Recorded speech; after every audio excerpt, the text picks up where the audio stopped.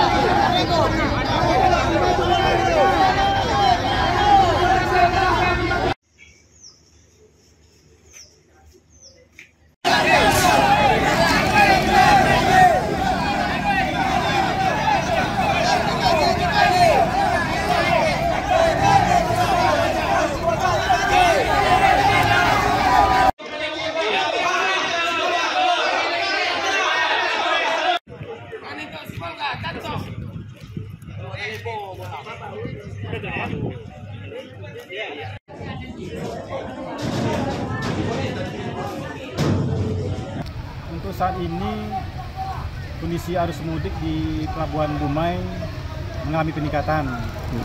Itu terlihat dari hari Rabu kemarin bahwa terjadi peningkatan.